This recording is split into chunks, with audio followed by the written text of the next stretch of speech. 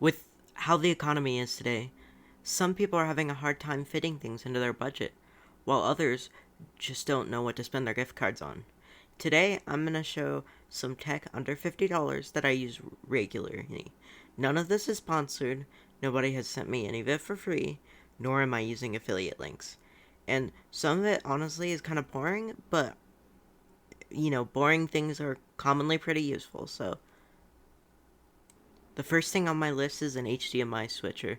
Commonly, when you have a lot of devices you want to plug into a single thing, that thing does not have enough ports, such as our TV out here, which has only two HDMI ports, and yet we have five consoles we need to plug in. And so I use this HDMI switcher to switch between them, and it's very useful for if you don't want to have to unplug and replug things in all the time.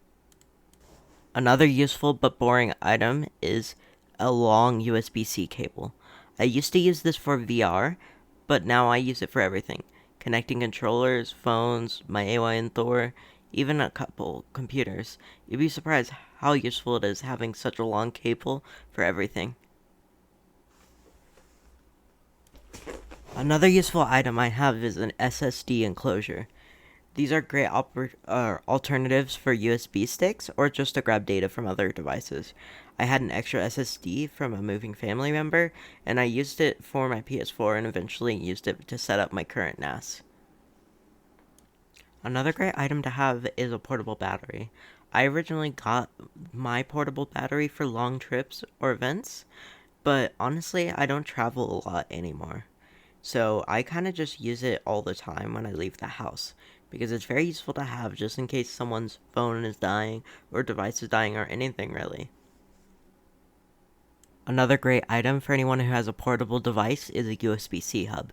A lot of laptops nowadays just try to limit the amount of plugs they have. They don't have any USB-A, and honestly, we still have the USB-A devices we need to plug in.